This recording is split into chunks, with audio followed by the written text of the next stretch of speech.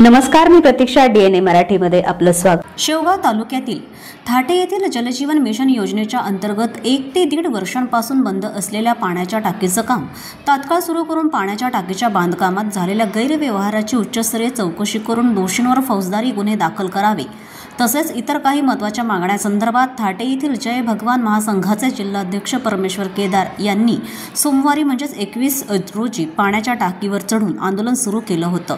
दरम्यान आंदोलन सुरू झाल्यानंतर 2 तासानंतर महाराष्ट्र जीवन प्राधिकरण विभागाचे उपविभागीय अभियंता शरद दहीफळे यांनी आंदोलनस्थळी भेट देऊन आंदोलकांशी चर्चा करून त्यांच्या समस्या समजावून घेत सदर पाण्याच्या टाकीचे काम सुरू करण्यासाठी 1 महिन्याचा कालावधी हा लेखी पत्राद्वारे मागितल्यानं सुरू असलेल्या पाण्याच्या टाकीवरील आंदोलन हे मागे घेण्यात आले.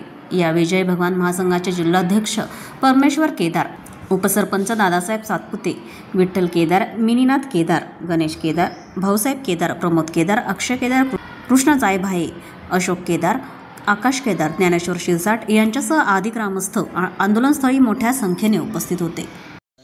आज इथे महाराष्ट्र जीवन प्राधिकरणातर्फे डेप्युटी इंजिनियर शरद दहीफळे इथं थाटे गावी जे सरपंच साहेबांनी जे आंदोलन पाण्याच्या टाकीवर चढून जे केलेलं आहे तिथं आज मी भेट दिली आणि त्यांचा जो 1 वर्षापासूनचा जो प्रश्न आहे, जो पाण्याच्या टाकीचं काम चालू करण्याच्या संदर्भातला, यावर्षी त्यांच्याशी आणि जे पाण्याच्या टाकीचं जे बांधकामासाठी जे जागा दिली ते जागा मालक श्री केदार साहेब यांच्याशी चर्चा करून आणि सरपंच साहेबांना त्यांच्या कुठल्या मागण्या आहेत याची विचारणा करून त्यांच्याशी संवाद घडून आज त्यांच्या पुढील कामाच्या नियोजनाविषयी मी त्यांना माहिती दिली.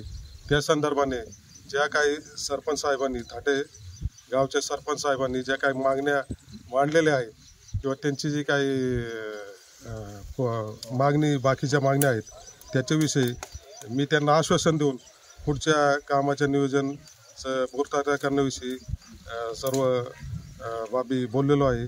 आणि समोर ज्या अडचणी आहेत, ज्या पाण्याच्या टाकीच्या पुढील बांधकामाच्या संदर्भात, त्याविषयी ते जागा मालक जे आहे केदार यांच्याशीच मी परिपूर्ण चर्चा केलेली आहे आणि या सर्वाचा अहवाल मी वरिष्ठांना कळवून याचा 1 महिन्यामध्ये आपण त्या बाबतीत पॉझिटिव्हली पुढे बांधकाम कसं चालू करता येईल आणि त्या थाटे गावासाठी पुढील सर्व लोकांना पाणी कसं चालू करता येईल या बाबतीत चर्चा करून त्यांना पॉझिटिव्हली मी आश्वासन दिलेलं आहे. ज्या कामाला 1.5 वर्षापासून काम बंद अवस्थेत होतं. मी आत्ता 15 दिवसापूर्वी एक विभागीय आयुक्त सर्व कार्यालयाला, त्यांच्या नगरच्या कार्यालयाला त्यांना निवेदन दिले होते का टाकीचं काम जर नाही चालू झालं तर टाकीवर चढून आंदोलन करण्यात येईल म्हणून.